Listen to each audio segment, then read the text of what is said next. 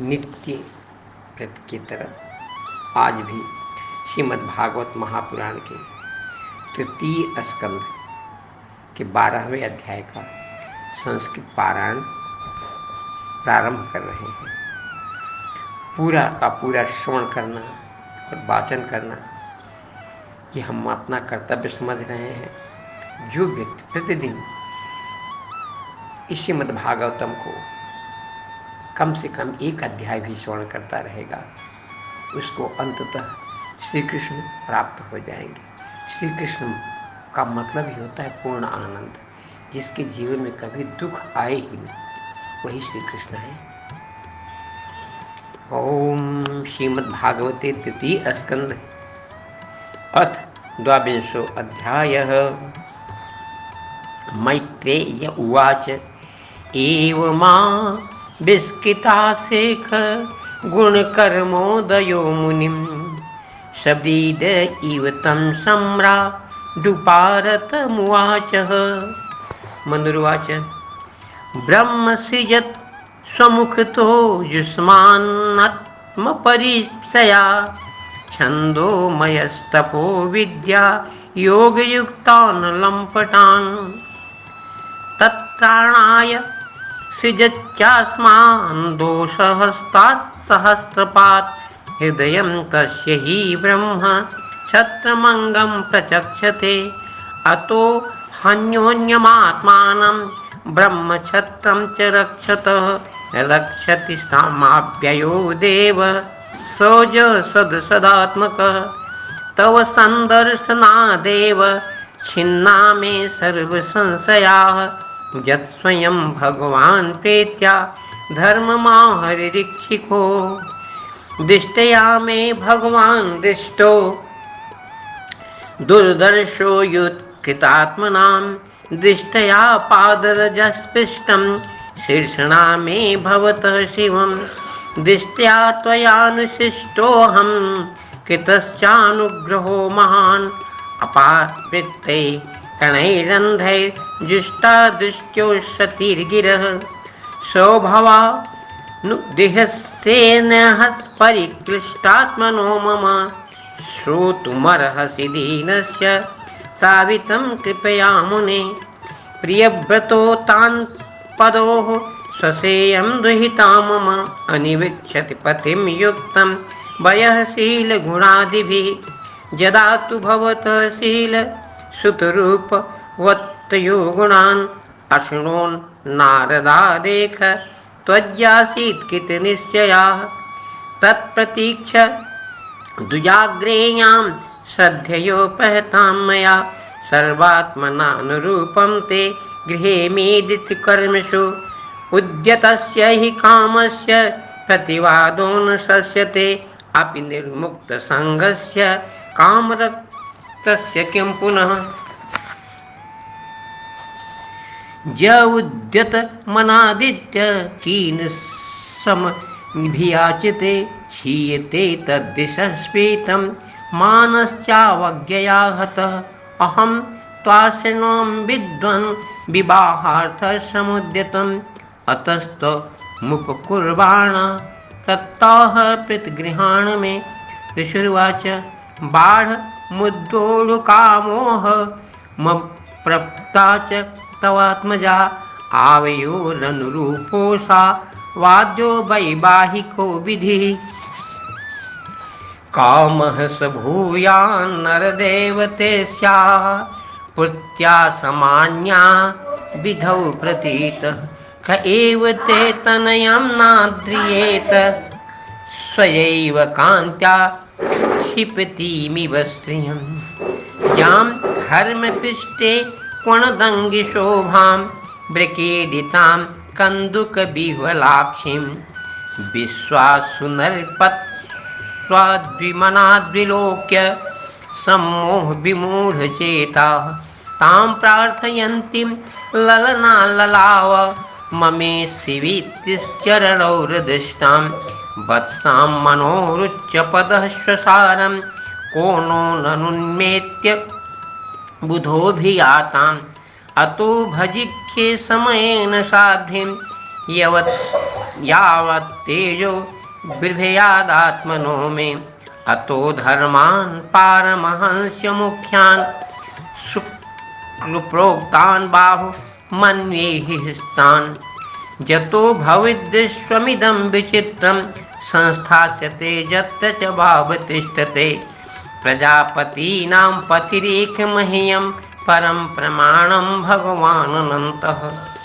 मैत्रेयी उवाच स उग्रधन् नियदेवावभाखा आसीत् चतुष्णे मरविन्दनाभां धियोपगृह्णान् स्मितशोभितेन मुखेन चेतो लुलुभे देवहत्याः सोऽनुज्ञात्वा व्यवसितं महिख्याद्वैतुस्फुटं तस्मै गुणगणाढ्याय ददौ तुल्यां प्रहर्षितः शतरूपा महारागी पारिबर्हान् महास्थनान् दम्पत्यो पर्यदापीत्य भूखावासः परीक्षणान् रक्तां दुहितरं सम्राट् सदीक्षाय गतव्यतः उपगुह्य च बाहुभ्य मौत्कथ्यो मथिताशयः अशक्नो वंस्तद्विरहं मुञ्चन् बाष्पकलं मुहुः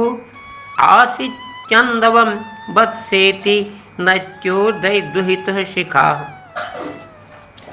आमन्त्रयितुं मुनिवर मनज्ञातः शुहानगः प्रतस्थे रथमारुह्य सभार्यः स्वपुरं निपः उभयोरिषुकुल्यायाः सरस्वत्याशुरोधशोः ऋषीणामुपशान्तानां पश्यान्यसंसम्पदः तमायन्त्यामभिप्रेत ब्रह्मावार्तत्प्रजापतिं गीतासंस्तिवादित्यौ प्रत्युदीयुः प्रहर्षितः वर्हिक्ष्मतीनां पुरी सर्वसम्पत्समन्विता न्यपतन् पत्ररोमाणि यज्ञसाङ्गं विधृन्नतः कुशः कासास्तु एवासन् स्वशुद्धरति वर्चसः ऋखयोजैः पराभाव्य यज्ञज्ञान् यज्ञमीजिरे उषाकाशमयं बर्हे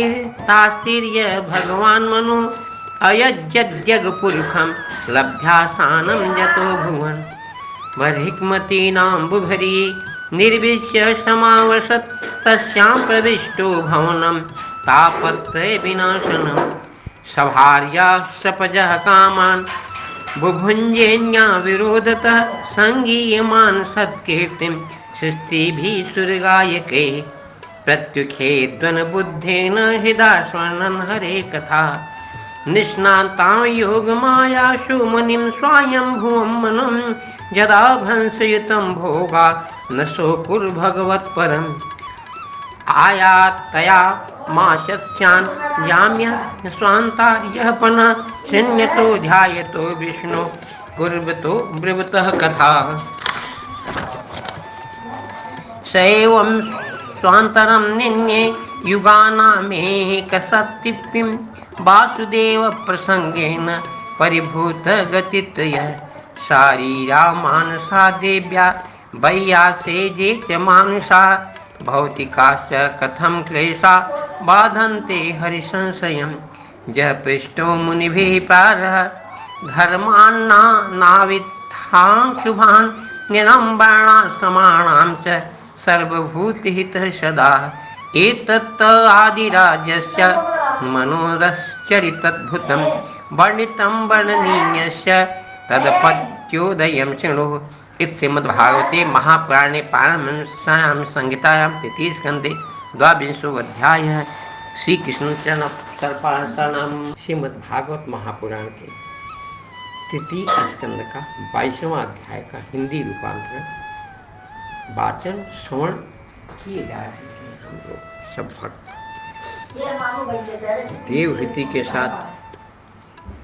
देवहूति के साथ करदम प्रजापति का विवाह। मैत्रेय जी कहते हैं, विदुर जी, इस प्रकार जब करदम जी ने मुनि जी के संपूर्ण गुणों और कर्मों की श्रेष्ठता का वर्णन किया तो उन्होंने उन निमित्त परायण मुनि से कुछ सकुचा कर कहा। मन जी ने कहा, मुनि, वेद मूर्त भगवान ब्रह्मा ने आपने और किसको कहूँ, हमको लगता है आप ही सर्वस्व हैं हमारे, परंतु भगवान ब्रह्मा ने अपने वेदमय विग्रह की रक्षा के लिए तब विद्या और योग से संपन्न तथा विषयों में अनासक्त आप ब्राह्मणों को अपने मुख से प्रकट किया और फिर उन सहस्त्र चरणों वाले विराट पुरुष ने आप लोगों की रक्षा के लिए ही अपनी सहस्त्र भुजाओं से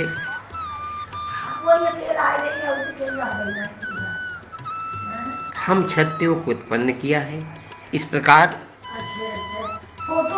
ब्राह्मण उनके हृदय और क्षत्रिय शरीर कहलाते हैं। इस प्रकार ब्राह्मण उनके हृदय और क्षत्रिय शरीर कहलाते हैं। अतः एक ही शरीर से संबद्ध होने के कारण अपनी अपनी ओर एक दूसरे की रक्षा करने वाले उन ब्राह्मण और क्षत्रियों की वास्तव में श्री हरि ही रक्षा करते हैं, जो समस्त कार्य कारण रूप होकर भी वास्तव में निर्विकार है।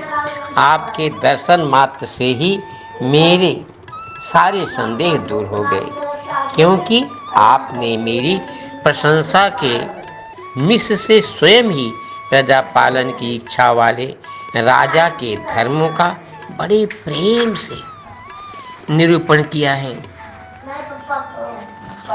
आपका दर्शन अजितेंद्रिय पुरुषों को बहुत दुर्लभ है।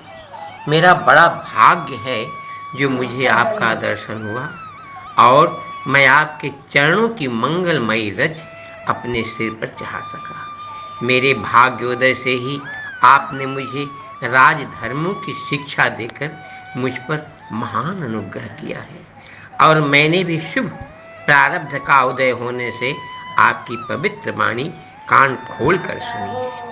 मुने, इस कन्या के स्नेहवश मेरा चित्त बहुत चित्ताग्रस्त हो रहा है, अतः मुझ दीन की यह प्रार्थना आप कृपा पूर्वक सुने। यह मेरी कन्या जो प्रियव्रत और उत्तानपाद की बहन है, अवस्था, शील और गुण आदि में अपने योग्य पति को पाने की इच्छा रखती है। जब से इसने नारद जी के मुख से आपके शील, विद्या, रूप, आयु और गुणों का वर्णन सुना है, तभी से यह आपको अपना पति बनाने का निश्चय कर चुकी है। द्विजवर, मैं बड़ी श्रद्धा से आपको यह कन्या समर्पित करता हूँ। आप इसे स्वीकार कीजिए। यह गृहस्थोचित कार्यों के लिए सब प्रकार आपके योग्य है। जो भोग स्वतः प्राप्त हो जाए उसकी अवहेलना करना विरक्त पुरुष को भी उचित नहीं है। फिर विषयासक्ति की तो बात ही क्या है।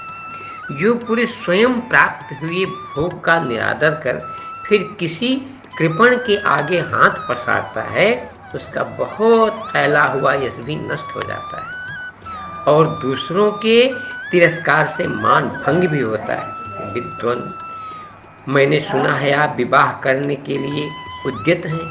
आपका ब्रह्मचर्य एक सीमा तक है। आप नैतिक ब्रह्मचारी तो हैं नहीं, इसलिए अब आप इस कन्या को स्वीकार कीजिए। मैं इसे आपको अर्पित करता हूँ। श्री कर्दम मुनि ने कहा, ठीक है, मैं विवाह करना चाहता हूँ और आपकी कन्या का अभी किसी के साथ वरदान यानी वागदान नहीं हुआ है, इसलिए हम दोनों का सर्वश्रेष्ठ ब्राह्मण विधि से विवाह होना उचित ही होगा। ब्राह्मण विधि क्या है? मनुस्मृति में 8 प्रकार के विवाहों का उल्लेख पाया जाता है।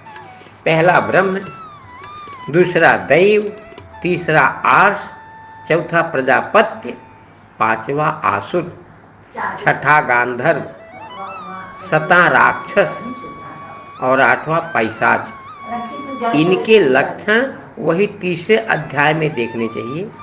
इनके पहला सबसे श्रेष्ठ माना गया है इसमें पिता योग्य वर को कन्या का दान करता है, यानी वाह्य।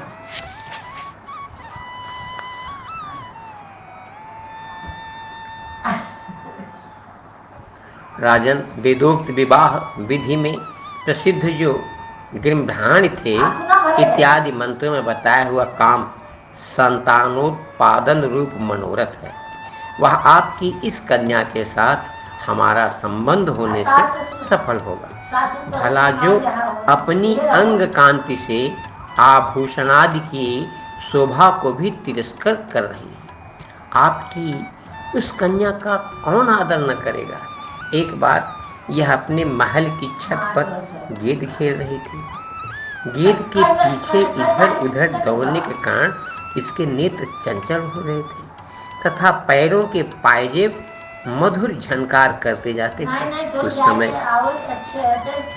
इसे देखकर विश्वावश गंधर्व मोहवश अचेत होकर अपने विमान से गिर पड़ा था। वही इस समय यहाँ स्वयं आकर प्रार्थना कर रही है। ऐसी अवस्था में कौन समझदार पुरुष इसे स्वीकार न करेगा। यह तो साक्षात आप महाराज श्री स्वयंभू मनु की दुलारी कन्या और उत्तानपाद की प्यारी बहन है तथा यह रमणियों में रत्न के समान है। जिन लोगों ने कभी श्री लक्ष्मी जी के चरणों की उपासना नहीं की है उन्हें तो इसका दर्शन भी नहीं हो सकता।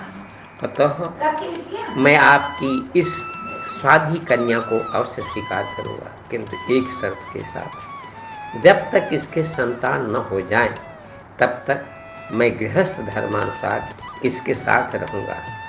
उसके बाद भगवान के बताए हुए संन्यास प्रधान हिंसा रहित सम दमादि धर्मों को ही अधिक महत्व दूंगा, जिनसे इस विचित्र जगत की उत्पत्ति हुई है, जिनमें यह लीन हो जाता है और जिनके आश्रय से यह स्थित है। मुझे तो वे प्रजापतियों के भी पति भगवान श्री अनंत ही सबसे अधिक मान्य है। मैत्रेय जी कहते हैं, प्रचंड धनुर्धर विदुर कर्दम जी केवल इतना ही कह सके, फिर वे हृदय में भगवान कमलनाथ का ध्यान करते हुए मौन हो गए। उस समय उनके मंद हास्य युक्त मुख कमल को देखकर देवहूति का चित्त लुभा गया। मनु जी ने देखा इस संबंध में महारानी शत्रुपा और राजकुमारी की स्पष्ट अनुमति है, अतः उन्होंने अनेक गुणों से संपन्न कर्दम जी को उन्हीं के समान गुणवती कन्या का प्रसन्नतापूर्वक दान कर दिया। महारानी शत्रुपा ने भी बेटी और दामाद को बड़े प्रेम पूर्वक बहुत से बहुमूल्य वस्त्र, आभूषण और गृहस्थोचित पात्रादि दहेज में दिए। इस प्रकार सुयोग्य वर को अपनी कन्या देकर महाराज मनु निश्चिंत हो गए। चलती बार उसका वियोग न सह सकने के कारण उन्होंने उत्कंठावश विह्वलचित होकर उसे अपनी छाती से चिपटा लिया और बेटी बेटी कहकर रोने लगी। उनकी आंखों से आंसुओं की झड़ी लग गई और उनसे उन्होंने देवहूति के सिर के सारे बाल भिगो दिए। फिर वे मुनिवर कर्दम से पूछकर उनकी आज्ञा ले रानी के सहित रथ पर सवार हुए और अपने सेवकों सहित ऋषिकुल सेवित सरस्वती नदी के दोनों तीरों पर मुनियों के आश्रमों की शोभा देखते हुए अपनी राजधानी में चले आए। जब ब्रह्मावर्त की प्रजा को यह समाचार मिला कि उसके स्वामी आ रहे हैं, तब वह अत्यंत आनंदित होकर स्तुति गीत एवं बाजे गाजे के साथ अगवानी करने के लिए ब्रह्मावर्त की राजधानी से बाहर आए। सब प्रकार की संपदाओं से युक्त बरहिष्मती नगरी मनुष्यों की राजधानी थी, जहाँ पृथ्वी को रतातल से ले आने के पश्चात शरीर कांपते समय श्री बाराह भगवान के रोम छड़कर गिरे थे। वे रोम ही निरंतर हरे भरे रहने वाले कुश और काश हुए, जिनके द्वारा मुनियों ने यज्ञ में विघ्न टालने वाले दैत्यों का तिरस्कार कर भगवान यज्ञ पुरुष की यज्ञ द्वारा आराधना की। महाराज मनु ने भी श्री बाराह भगवान से भूमि रूप निवास स्थान प्राप्त होने पर इसी स्थान में कुश और काश की वाही यानी चटाई बिछाकर श्री भगवान की पूजा की। जिस बृहस्पतिपुरी में मनु जी निवास करते थे उसमें पहुंचकर उन्होंने अपने पितापनाशक भवन में प्रवेश किया। वहां अपनी भार्या और संतति के सहित वे धर्म, अर्थ और मोक्ष के अनुकूल भोगों को भोगने लगे। प्रातः काल होने पर गंधर्वगण अपनी स्त्रियों के सहित उनका गुणगान करते थे, किंतु मनु जी इसमें आसक्त न होकर प्रेम पूर्ण हृदय से श्री हरि की कथाएं ही सुना करते थे। वे इच्छानुसार भोगों का निर्माण करने में कुशल थे, किंतु मननशील और भगवत परायण होने के कारण भोग उन्हें किंचित भी विचलित नहीं कर पाते थे। भगवान विष्णु की कथाओं का श्रवण, ध्यान, रचना और निरूपण करते रहने के कारण उनके मनवंतर को व्यतीत करने वाले क्षण कभी व्यर्थ नहीं जाते थे। इस प्रकार अपनी जागृत आदि तीनों अवस्थाओं में अथवा तीनों गुणों के अभिभूत करके उन्होंने भगवान वासुदेव के कथा प्रसंग में अपने मनवंतर को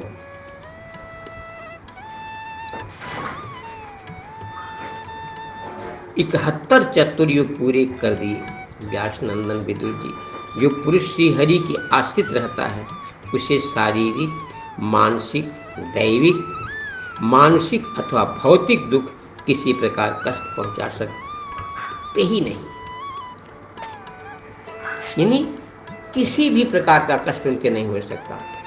मनु जी निरंतर समस्त प्राणियों के हित में लगे रहते थे। मुनियों के पूछने पर उन्होंने मनुष्यों के तथा समस्त वर्ण और आश्रमों के अनेक प्रकार के मंगलमय धर्मों का वर्णन किया, जो मन संहिता के रूप में अब भी उपलब्ध है। जगत के सर्वप्रथम सम्राट महाराज मनु वास्तव में कीर्तन के योग्य थे। यह मैंने उनके अद्भुत चरित्र का वर्णन किया। अब उनकी कन्या देवहूति का प्रभाव सुनो। जय श्री बाल श्री कृष्ण। तृतीय स्कंध के 23वें अध्याय का संस्कृत पारायण होगा। उसके पहले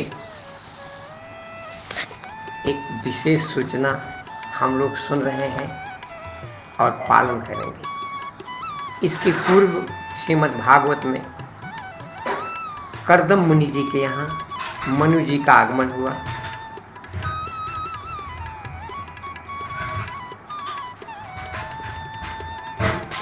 जिसमें मनु जी ने कहा, आप नैष्ठिक ब्रह्मचारी नहीं हैं, इसलिए मेरी कन्या के साथ आप विवाह कीजिए। देवहूति के साथ कर्दम जी शादी के लिए तैयार हुए। उसके बाद यही उत्सव बना कि गृहस्थ में रहने वाले व्यक्तियों को 3 चीज की बहुत तगड़ी इच्छा होती है। पहली पुत्रेच्छा, दूसरी वित्तेच्छा और तीसरी लोकेच्छा। पुत्रेष्णा, वित्तेष्णा, लोकेष्णा।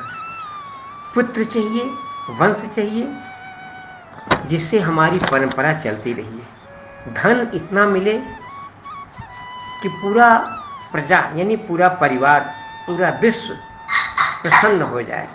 उसके बाद का कर्म ऐसा करें कि लोक में ख्यात हो जाए। इस प्रकार से ये तीनों सौभाग्य श्रीमद् भागवत महापुराणम के माध्यम से श्रवण करने वाले और वाचन करने वाले सबको नित्य प्राप्त होगा। गृहस्थ आश्रम में रहकर भी भगवान कृष्ण गृहस्थ में रहने वाले हैं, इसलिए गृहस्थ को आनंद ही चाहिए। कृष्ण आनंद है। तो आज वंश जन्मोत्सव की एक झांकी देखेंगे आप लोग, जिसमें संतों को समर्पित यह भजन होगी और उसी के साथ श्रीमद् भागवत महापुराणम के नित्य की तरह संस्कृत और हिंदी का वाचन होगा। ओम अथ त्रयोविंशो अध्यायः। मैत्रेय उवाच। पितृभ्यां प्रस्थिते साध्वी पतिमिङ्गत कोविदा नित्यं पर्यचरत् प्रीत्या भवानीव भवं प्रभुं विश्रम्भेक्षणात्मशौचेन गौरवेण दमेन च शुश्रूषया सौहृदेन वाचा मधुरया च भोः विसृज्य कामं दम्भं च द्वेखं लोभमघं पदम् अप्रमत्तोद्यता नित्यं तेजीया समतोखयत् स वैदोर्खिवस्तां मानवीं समनुव्रतां दैवात् गरीयसः प्रत्युरसासानं महाशिख कालेन भूयसा क्षामां कर्षितां व्रतचर्यया प्रेमगद्गदया वाचा पीडितः कृपया ब्रवीत। कर्दम उवाच। तुष्टो महमद्य तव मानीव मनादया शुश्रूषया परमया परया च भक्तया जो देहि नामयत्मतीव सुहित सो देहो नावोक्षितः समचिता क्षपितं मदर्थे जे मे स्वधर्म निरतस्य तपः समाधे विद्यात्मयोग विजिता भगवत्प्रसादाः तानेव ते मदनु सेवनया वरुद्वान् दृष्टिं प्रपश्य वितराम्य भयान शोकान् अन्ये पुनर्भगवतो भुव उद्जिम्भ बिभ्रसितार्थरचना किं रुक्रमस्य सिद्धासि भुंसु विभवान् निज धर्म दोहान् दिव्यान् नरैर्दुरधिगान् विक्रयाभिः एवं ब्रुवाण मबलाखिल योग माया विद्या विचक्षण में वक्षगताधिरासीत संप्रस्य प्रणय बिहवलया गिरेखत द्रविणावलोक बिलसत्थसिताननाः देवहूतिर्वाच। राद्धम्बत्तद्विज बृखतै दमोघयोगमयाधिपे त्वयि विभो तद्वै भर्ताः जस्ते ख्याधाय समय संकृतंगल संगो भूयाद्गरीयसि गुणः प्रसवा सतीनां तत्ते क्रियत्य ममुपशिक्ष यथोपदेशं जेनैख मे कर्षितो तिरिसंयात्मा सिद्धेत ते कृतमनो भवदर्खिताया दीनस्तदीश भवनं सदिशं विचक्ष। मैत्रेय उवाच। प्रियायाः प्रियमन्यच्छान् कर्दमो योगमासितः विमानं कामकं छत्व सह सत्तोर्वा विरचीकरात् सर्वकामदुदं दिव्यं सर्वरत्नसमन्वितं सर्वध्युपचयोदर्क मणिस्तंभैरुपस्कृतं दिव्योपकरणोपेतं सर्वकालसुखावहं पट्टिकाभिः पताकाभिर्विचित्राभिरलङ्कृतं सग्भिर्विचित्रमाल्याभिर्मञ्जुषिञ्जत्खङ्गभिः दुकूलक्षौमकौशेयैर्नानावस्त्रैर्विराजितम्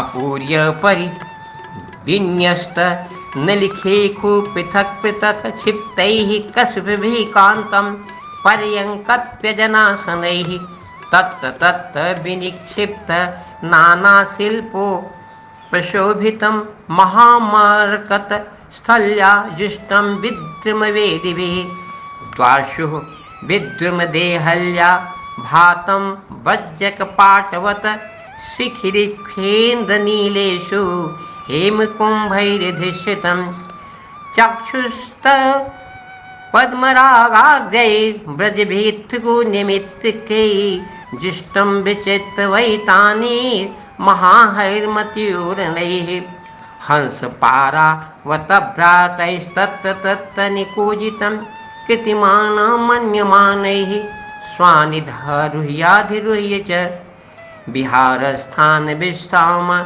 संवेश प्रांगणाजिरैः यथोपजोखम रचितैर्विस्मपान विमात्मनः इद्गृहं तत्पश्यन्ति नातिप्रीतेन चेतसा सर्वभूताशया विज्ञ प्रावोत्कर्दमः स्वयं निमज्जस्मिन् हृदये भीरु विमानमिदमारुह इदं शुक्लकृतं तीर्थमासिकं व्यापकं नृणां सा तद्भर्तु समादाय वाचः कुवलयेक्षण सर्जं बिभ्रति वासो वेणीभूतांस्य मूर्धजान् अंगं च मलपङ्केन सञ्छन्नं सबलस्तनम् आविवेश सरस्त्वश्चा सरः शिवजलाशयं शान्तः सरसिवेमस्था शतानि दशकन्यकाः सर्वाः किशोरवयसो ददर्शोत्पलगन्धयः तां दृष्ट्वा सहसोत्थाय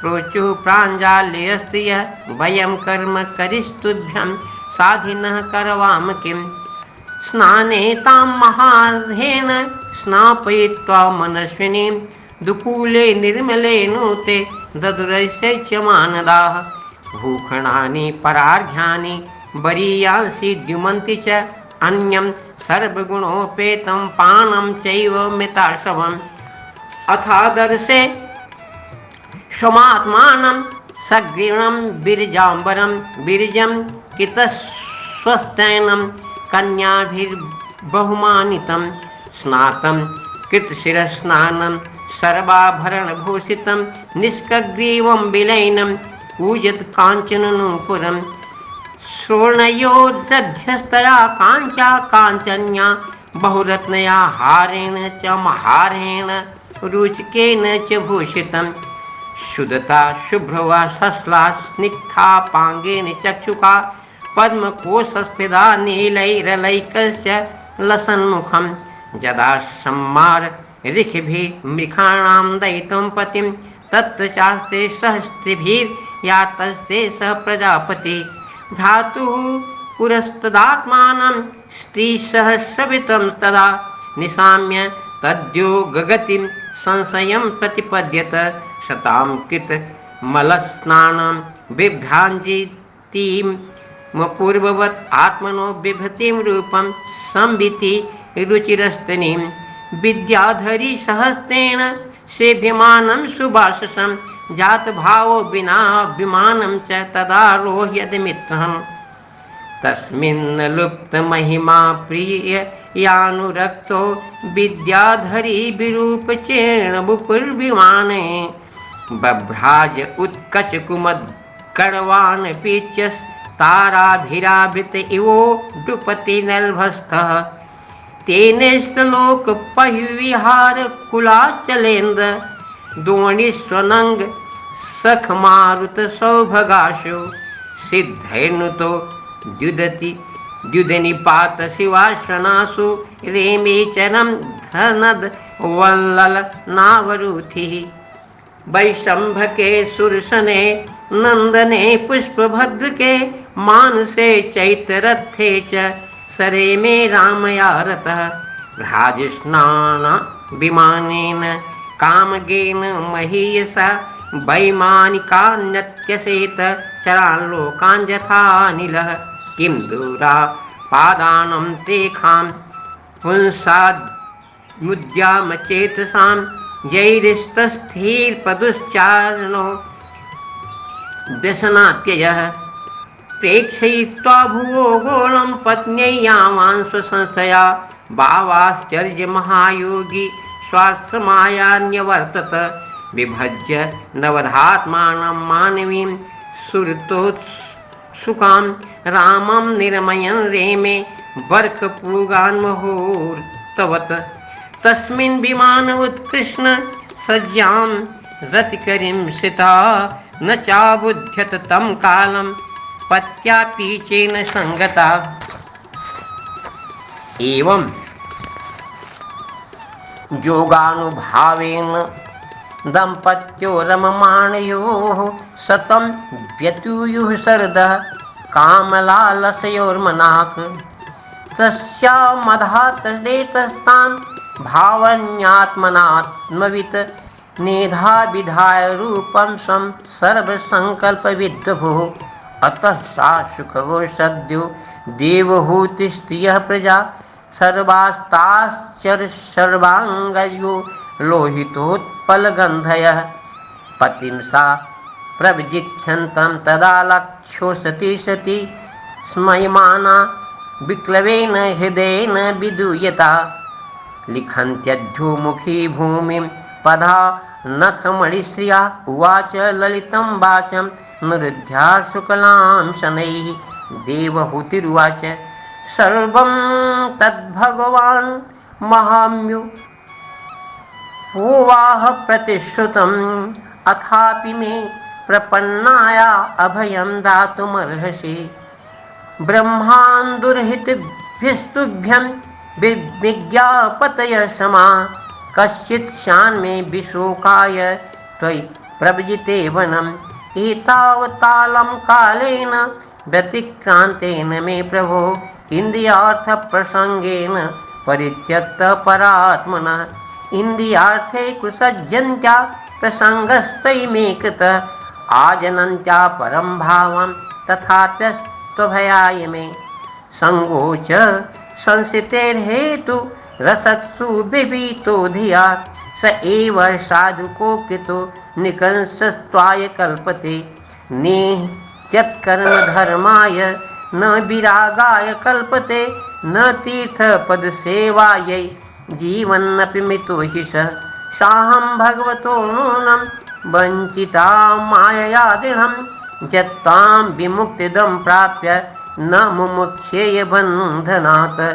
इति श्रीमद्भागवते महापुराणे पारमहंस्यां संहितायां तृतीय स्कन्धे कपिलीयोपाख्याने त्रयोविंशोऽध्यायः।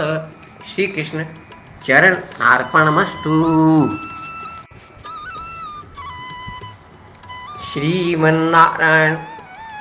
श्रीमन्नारायणाय चरणों शरणं प्रपद्ये। श्रीमते नारायणाय नमः। प्रत्येक दिन की तरह आज भी श्रीमद्भागवत महापुराण के तृतीय स्कंद के 23वां अध्याय का हिंदी रूपांतरण। आज का यह अध्याय बहुत ही शुभदायक है। पूर्ण श्रवण करने से वही लाभ होगा। वो हमारे जीवन में 3 चीज कभी कम नहीं पड़ेंगी। संतति हमारी बढ़ती रहेगी, संतानें बढ़ती रहेंगी, धन वैभव धान्य की कभी नहीं होगी और ख्याति बढ़ेगी, अपने आप ख्याति बढ़ेगी। इसलिए इस अध्याय का नाम हमने श्री वंश जन्मोत्सव मनाया है। मनु जी वंश की वृद्धि करने के लिए यह उपाय प्रारंभ कर रहे हैं। 23वां अध्याय कर्दम और देवहूति का विहार है। श्री मैत्रेय जी ने कहा, विदुर जी, माता पिता के चले जाने पर पति के अभिप्राय को समझ लेने में कुशल साध्वी देवहूति कर्दम जी की प्रतिदिन प्रेम पूर्वक सेवा करने लगी। ठीक उसी तरह जैसे श्री पार्वती जी भगवान शंकर की सेवा करते हैं। उसने काम वासना, दंभ, द्वेष, लोभ, पाप, मद का त्याग कर बड़ी सावधानी और लगन के साथ सेवा में तत्पर रहकर विश्वास, पवित्रता, गौरव, संयम, शुश्रूषा, प्रेम और मधुर भाषण आदि गुणों से अपने परम तेजस्वी पतिदेव को संतुष्ट कर दिया। जो ऐसी पत्नियां होंगी अपने पति की सेवा करने के लिए, उनको क्या मिलता है? देवहूति समझती थी कि मेरे पतिदेव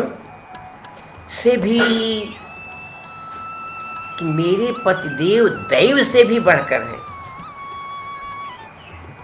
जो ऐसा समझे उसके लिए यह सारा उपलब्ध होगा।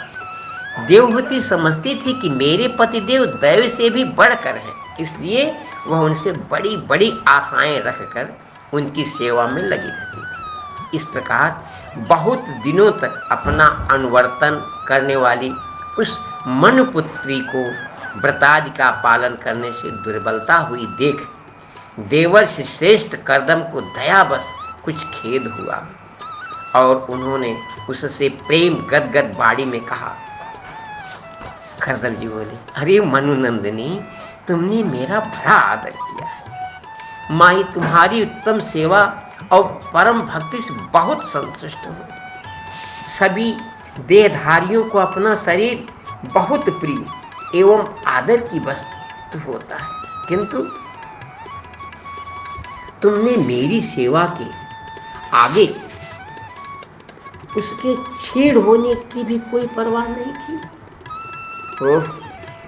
अतः अपने धर्म का पालन करते रहने से मुझे तप, समाधि, उपासना और योग द्वारा जो भय और शोक से रहित भगवत प्रसाद स्वरूप विभूतियां प्राप्त हुई हैं, उन पर मेरी सेवा के प्रभाव से अब तुम्हारा भी अधिकार हो गया है।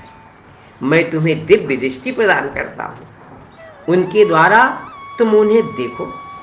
अन्य जितने भी भोग हैं वे तो भगवान श्री हरि के भ्रुकुट विलास मात्र से नष्ट हो जाते हैं, अतः वे इनके आगे कुछ भी नहीं है। तुम मेरी सेवा से भी कृतार्थ हो गई हो। अपने पातिव्य धर्म का पालन करने से तुम्हें यह दिव्य भोग प्राप्त हो गया है, तुम इन्हें भोग सकती हो। हम राजा हैं, हमें सब कुछ सुलभ है। इस प्रकार जो अभिमान आदि विकार है, उनके रहते हुए मनुष्य को इन दिव्य भोगों की प्राप्ति होना कठिन है, परंतु तुम्हें प्राप्त होगा क्योंकि तुम्हारे अंदर अभिमान नहीं है। कर्दम जी के इस प्रकार कहने से अपने पति देव को संपूर्ण योग माया और विद्याओं में कुशल जानकर उस अबला की सारी चिंता जाती रही। उसका मुख किंचित संकोच भरी चितवन और मधुर मुस्कान से खिल उठा और वह विनय एवं प्रेम से गदगद बाड़ी में इस प्रकार कहने लगी। देवहूति ने कहा, द्विजश्रेष्ठ स्वामी, मैं ये जानती हूँ कि कभी निष्फल न होने वाली योग शक्ति और त्रिगुणात्मिका माया पर अधिकार रखने वाले आप ये सब ऐश्वर्य प्राप्त है, किंतु प्रभु, आपने विवाह के समय जो प्रतिज्ञा की थी कि गर्भाधान होने तक मैं तुम्हारे साथ गृहस्थ सुख का उपभोग करूंगा, उसकी पूर्ति होनी चाहिए, क्योंकि श्रेष्ठ पति के द्वारा संतान प्राप्त होना पतिव्रता स्त्री के लिए महान लाभ है। हम दोनों के समागम के लिए शास्त्र के अनुसार जो कर्तव्य हो उसका आप उपदेश दीजिए और उबटन, गंध, भोजन आदि उपयोगी सामग्रियां भी जुटा दीजिए, जिससे मिलन की इच्छा से अत्यंत दीन दुर्बल हुआ मेरा यह शरीर आपके अंग संग के योग्य हो जाए, क्योंकि आपकी ही बढ़ाई हुई काम वेदना से मैं पीड़ित हो रही हूँ। स्वामी, इस कार्य के लिए एक उपयुक्त भवन तैयार हो जाए, इसका भी विचार कीजिए।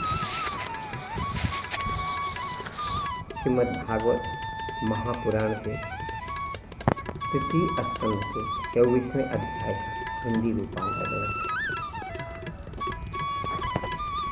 यद्यपि हम लोग रामनगर में रहने वाले, राम के नाम और रामनगर,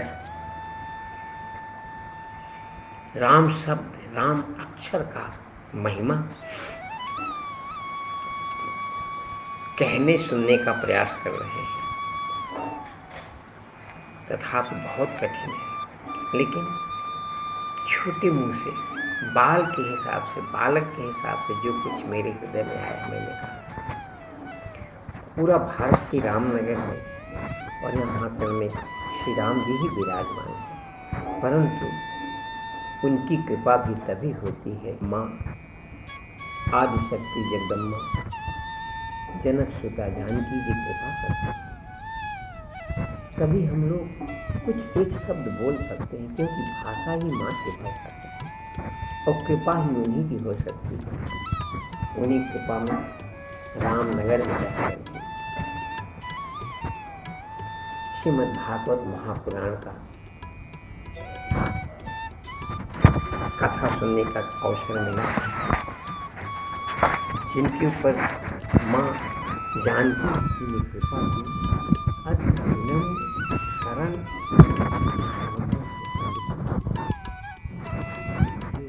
रामनगर है, कृष्ण द्वारा निर्मित जानकी राम लक्ष्मण जी का मंदिर इस विद्या में भी विराजमान है। उनकी पूजा करते हुए ब्राह्मण एकदम निश्चित भाव से जानकी मैया के पैर को छूते छूते उसे बहुत प्रेम करते।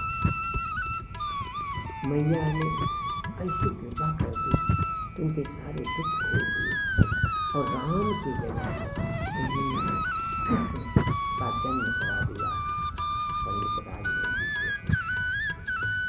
ये कथा हुई, उन्हीं की थोड़ी सुनाई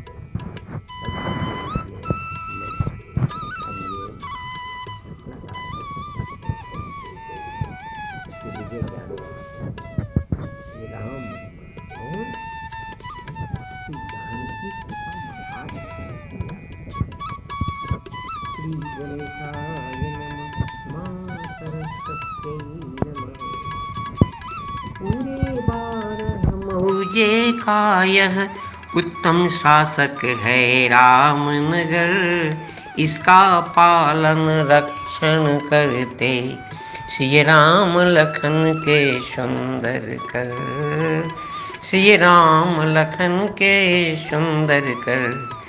पंडित श्री राजमणि इनको सेवा पूजा से खुश रखते, सेवा पूजा से खुश रखते।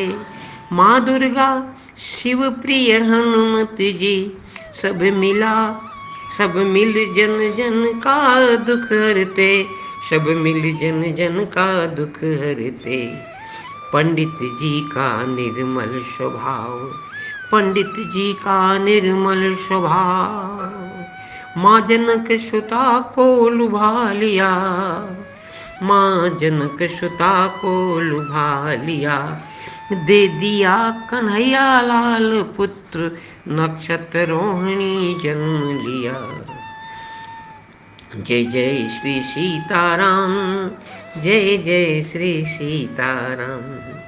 लीला कन्हैया लाल की सुंदर रचे श्री व्यास जी, लीला कन्हैया लाल की सुंदर रचे श्री व्यास जी। सुखदेव जी उनको सुनाते जो हैं परीक्षित बुद्धि से, सुखदेव जी उनको सुनाते जो हैं परीक्षित बुद्धि से। रामनगर में कथा भागवत, संत सुनई भव काज विसार। रामनगर में कथा भागवत, संत सुनहि भव काज विसार। दिखते साधारण मानव पर, हम पर सुख की का है प्यार। श्री विजय ज्ञान के चैनल में है सेवारत हरिओम, है सेवारत हरिओम। संत शास्त्र को सुने सुनाए, हर्षित पुलकित हो हरि रोम, हर्षित पुलकित हो हरि रोम। व्यास पीठ पर अति सुंदर, सुखदेव रूप में कथा विचार। व्यास पीठ पर अति सुंदर, सुखदेव रूप में कथा विचार। श्री राम लखन के प्रिय जन सबको, श्री कृष्ण रसायन दे श्रवण द्वार। श्री कृष्ण रसायन दे श्रवण द्वार। श्री कृष्ण का रसायन सुखदेव जी महाराज श्रवण के द्वारा हृदय तक पहुँचा रहे हैं। सुखदेव रूप में कथा विचार। व्यास पीठ पर अति सुंदर, सुखदेव रूप में कथा विचार। और श्री राम लखन के प्रिय जन सबको, श्री कृष्ण रसायन दे श्रवण द्वार। अब श्रीमद् भागवत के 24वें अध्याय का हिंदी रूपांतरण। उत्तम गुणों से सुशोभित मन कुमारी देवहूति ने जब ऐसी वैराग्युक्त बातें कही, तब कृपालु कर्दम मुनि को भगवान विष्णु के कथन का स्मरण हुआ है और उन्होंने उससे कहा, दोष रहित राजकुमारी, तुम अपने विषय में इस प्रकार खेद न करो। तुम्हारे गर्भ में अविनाशी भगवान विष्णु शीघ्र ही बता देंगे। प्रिय, तुमने अनेक प्रकार के व्रतों का पालन किया है, अतः तुम्हारा कल्याण होगा। अब तुम संयम, नियम, तप और दानाद करती हुई श्रद्धा पूर्वक भगवान का भजन करो। इस प्रकार आराधना करने पर श्री हरि तुम्हारे गर्भ से अवतीर्ण होकर मेरा यश बढ़ाएंगे और ब्रह्म ज्ञान का उपदेश करके तुम्हारे हृदय की अहंकारमयी ग्रंथि का छेदन करेंगे। तो मैं तेजी कहते हैं, विदुर जी प्रजापति कर्दम के आदेश में गौरव बुद्धि होने से देवहूति ने उस पर पूर्ण विश्वास किया और वह निर्विकार जगत गुरु भगवान श्री पुरुषोत्तम की आराधना करने लगी। इस प्रकार बहुत समय बीत जाने पर मधुसूदन कर्दम जी के वीर्य का आश्रय ले उनके गर्भ से इस प्रकार प्रकट हुए जैसे काष्ठ में से आग। उस समय आकाश में मेघ जल बरसाते हुए गरज गरज कर बाजे बजाने लगे, गंधर्वगण गान करने लगे और अप्सराएं आनंदित होकर नाचने लगी। आकाश से देवताओं की बरसाए हुए दिव्य पुरुषों की वर्षा होने लगी। सब दिशाओं में आनंद छा गया। जलाशयों का जल निर्मल हो गया और सभी जीवों के मन प्रसन्न हो गए। इसी समय सरस्वती नदी से घिरे हुए कर्दम जी के उस आश्रम में मरीच आदि मुनियों के सहित श्री ब्रह्मा जी आए। शत्रुदमन विदुर जी स्वतः सिद्ध ज्ञान से संपन्न अजन्मा ब्रह्मा जी को यह मालूम हो गया था कि साक्षात परब्रह्म भगवान विष्णु सांख्य शास्त्र का उपदेश करने के लिए अपने विशुद्ध सत्वमय अंश से अवतीर्ण हुए। अतः भगवान जिस कार्य को करना चाहते थे उसका उन्होंने विशुद्ध चित्त से अनुमोदन और अपनी संपूर्ण इंद्रियों से प्रशंसा प्रकट करते हुए कर्दम जी से इस प्रकार कहा। श्री ब्रह्मा जी ने कहा, प्रिय कर्दम, तुम दूसरों के मान देने वाले हो। तुमने मेरे सम्मान करते हुए जो मेरी आज्ञा का पालन किया है, इससे तुम्हारे द्वारा निष्कपट भाव से मेरी पूजा संपन्न है। पुत्रों को अपने पिता की सबसे बड़ी सेवा यही करनी चाहिए कि जो आज्ञा ऐसा कहकर आदरपूर्वक उनके आदेश को स्वीकार करें। बेटा, तुम सभ्य हो। तुम्हारी ये सुंदरी कन्याएं अपने वंशों द्वारा इस सृष्टि को अनेक प्रकार से बढ़ावेंगी। अब तुम इन मरीच आदि मुनिवरों को इनके स्वभाव और रुचि के अनुसार अपनी कन्याएं समर्पित करो और संसार में अपना श्रेष्ठ फैलाओ। मुनि, मैं जानता हूँ जो संपूर्ण प्राणियों के निधि हैं, उनके अभीष्ट मनोरथ पूर्ण करने वाले हैं, वे आदि पुरुष श्री नारायण ही अपनी योग माया से कपिल के रूप में अवतीर्ण हुए हैं। फिर देवहूति से बोले, राजकुमारी, सुनहरे बाल, कमल जैसे विशाल नेत्र और कमलांकित चरण कमलों वाले शिष्य के रूप में कैटभासुर को मारने वाले साक्षात श्री हरि ने ही ज्ञान विज्ञान द्वारा कर्मों की वासनाओं का मूलोच्छेदन करने के लिए तेरे गर्भ में प्रवेश किए हैं। ये अविद्याजनित मोह की ग्रंथियों को काटकर पृथ्वी में स्वच्छंद विचरेंगे। ये सिद्ध गणों के स्वामी और सांख्याचार्य के भी माननीय होंगे। लोक में तेरी कीर्ति का विस्तार करेंगे और कपिल नाम से विख्यात होंगे। श्रीमती जी कृष्ण विदुर जी, जगत की सृष्टि करने वाले ब्रह्मा जी उन दोनों को इस प्रकार आश्वासन देकर नारद और सनकादि को साथ ले हंस पर चढ़कर तो हम लोग से चले गए। ब्रह्मा जी के चले जाने पर करदम जी ने उनके आज्ञा अनुसार मरीच आदि प्रजापतियों के साथ अपनी कन्याओं का विधि पूर्वक विवाह कर दिया। उन्होंने अपनी कला नाम की कन्या मरीच को, अनुसुईया अत्रि को, श्रद्धा अंगिरा को और हवीरभु पुलस्त्य को समर्पित की। पुलह को उनके अनुरूप गति नाम की कन्या दी। क्रतु के साथ परम साध्वी क्रिया का विवाह किया। भृगु जी को ख्याति और वशिष्ठ जी को अरुंधति समर्पित की। अथर्वा ऋषि को शांति नाम की कन्या दी, जिससे यज्ञ कर्म का विस्तार किया जाता है। करदम जी ने उन विवाहित ऋषियों को उनकी पत्नियों के साथ खूब सत्कार किया।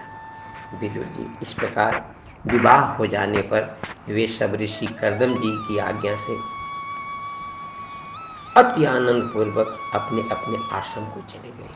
करदम जी ने देखा कि उनके यहाँ साक्षात देवाधिदेव श्री हरि ने ही अवतार लिया है, तो वे एकांत में उनके पास गए और उन्हें प्रणाम करके इस प्रकार कहने लगे, अहो, अपने पाप कर्मों के कारण इस दुखमय संसार में नाना प्रकार से पीड़ित होते हुए पुरुषों पर देवगण तो बहुत काल बीतने पर प्रसन्न होते हैं, किंतु जिनके स्वरूप को योगी जन अनेकों जन्मों के साधन से सिद्ध हुई सुदृढ़ समाज के द्वारा एकांत में देखने का प्रयत्न करते हैं, अपने भक्तों की रक्षा करने वाले वे ही श्री हरि हम विषय लोलुपों के द्वारा होने वाली अपनी अवज्ञा का कुछ भी विचार न कर आज हमारे घर पर अवतीर्ण हुए।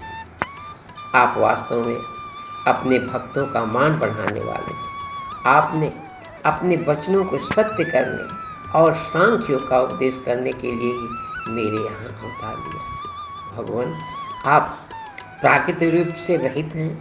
आपके जो चतुर्भुज आदि अलौकिक रूप हैं वे ही आपके योग्य हैं, तथा जो मनुष्य सदृश रूप आपके भक्तों को प्रिय लगते हैं वे ही आपको रुचिकर प्रतीत होते हैं। आपका पाद पीठ तत्वज्ञान की इच्छा से विद्वानों द्वारा सर्वदा वंदनीय है, तथा आप ऐश्वर्य, वैराग्य, यश, ज्ञान, वीर और श्री इन छहों ऐश्वर्यों से पूर्ण हैं। मैं आपकी शरण हूँ। भगवान, आप परब्रह्म हैं। सारी शक्तियाँ आपके अधीन हैं। प्रकृति पुरुष, महत्तत्व, काल, त्रिविध अहंकार, समस्त लोक एवं लोकपालों के रूप में आप प्रकट हैं, तथा आप सर्वज्ञ परमात्मा ही इस सारे प्रपंच को चेतन शक्ति के द्वारा अपने में लीन कर देते हैं। अतः इन सब से परे भी आप ही हैं। मैं आप भगवान कपिल की शरण लेता हूँ। प्रभु, आपकी कृपा से मैं तीनों ऋणों से मुक्त हो गया हूँ और मेरे सभी मनोरथ पूर्ण हो चुके हैं। अब मैं संन्यास मार्ग को ग्रहण कर आपका चिंतन करते हुए शोक रहित होकर विचरूंगा। आप समस्त प्रजाओं के स्वामी हैं, अतएव इसके लिए मैं आपकी आज्ञा चाहता हूँ। श्री भगवान ने कहा, मुने, वैदिक और लौकिक सभी कामों में संसार के लिए मेरा कथन ही प्रमाण है। इसलिए मैंने जो तुमसे कहा था कि मैं तुम्हारे यहाँ जन्म लूँगा, उस सत्य करने के लिए ही मैंने अवतार लिया है। इस लोक में मेरा यह जन्म लिंग शरीर से मुक्त होने की इच्छा वाले मुनियों के लिए आत्मदर्शन में उपयोगी है। आज तत्वों का विवेचन करने के लिए हुआ है। आत्मज्ञान का यह सूक्ष्म मार्ग बहुत समय से विलुप्त हो गया है। आत्मज्ञान का यह सूक्ष्म मार्ग बहुत समय से लुप्त हो गया है। इसे फिर से प्रवर्तित करने के लिए ही मैंने यह शरीर ग्रहण किया है। ऐसा जानो मुने, मैं आज्ञा देता हूँ, तुम इच्छानुसार जाओ और अपने संपूर्ण कर्म मुझे अर्पण करते हुए दुर्जय मृत्यु को जीतकर मोक्ष पथ प्राप्त करने के लिए मेरा भजन करो। मैं स्वयं प्रकाश और संपूर्ण जीवों के अंतःकरण में रहने वाला परमात्मा। अतः जब तुम विशुद्ध बुद्धि के द्वारा अपने अंतःकरण में मेरा साक्षात कर लोगे, तब सब प्रकार के शोकों से छूटकर निर्भय पद यानी मोक्ष प्राप्त कर लोगे। माता देवकी को भी मैं संपूर्ण कर्मों से छुड़ाने वाला आत्मज्ञान प्रदान करूंगा, जिससे यह संसार रूप भय से पार हो जाएंगे। श्रीमती जी कहते हैं क्योंकि संसार में हमेशा भय लगा रहता है। मोक्ष जब भय न हो तभी होता है। माँ देवहूति सब भय से पार हो जाएंगे। श्रीमती जी कहते हैं भगवान कपिल के इस प्रकार कहने पर प्रजापति कर्दम जी उनकी परिक्रमा कर प्रसन्नतापूर्वक वन को चले गए। वहाँ अहिंसामय संन्यास धर्म का पालन करते हुए वे एकमात्र श्री भगवान की शरण हो गए तथा अग्नि और आश्रम का त्याग करके निसंग भाव से पृथ्वी पर विचरण लगे, जो कार्य कारण से अतीत है, सत्वादि गुणों का प्रकाश एवं निर्गुण और अनन्य भक्ति से ही प्रत्यक्ष होता है। उस परम ब्रह्म में उन्होंने अपना मन लगा दिया। वे अहंकार, ममता और सुख दुखादि द्वंद्वों से छूटकर समदर्शी भेद से रहित हो सब में अपने आत्मा को ही देखने लगे। ये अहंकार, ममता और सुख दुखादि द्वंद्वों से छूटकर समदर्शी भेद से रहित हो भेद दृष्टि से रहित हो सब में अपने आत्मा को ही देखने। उनकी बुद्धि अंतर्मुख एवं शांत हो गई। उस समय धीर कर गई शांत लहरों वाले समुद्र के समान जान पड़ने लगे। परम भक्ति भाव के द्वारा सर्वांतर्यामी सर्वज्ञ की बात स्थिर हो जाए तो सारे बंधनों से मुक्त हो गए। संपूर्ण भूतों में अपने आत्मा के भगवान को और संपूर्ण भूतमुख को आत्मस्वरूप से हरि में स्थित देखने लगे। संपूर्ण भूतों में अपने आत्मा के भगवान को और संपूर्ण भूतों को आत्मा स्वरूप से हरि में स्थित देखने लगे। इस प्रकार इच्छा और द्वेष से रहित सर्वत्र समबुद्ध और भगवत भक्ति से संपन्न होकर श्री कर्दम जी भगवान का परम पद प्राप्त कर लिया। यदि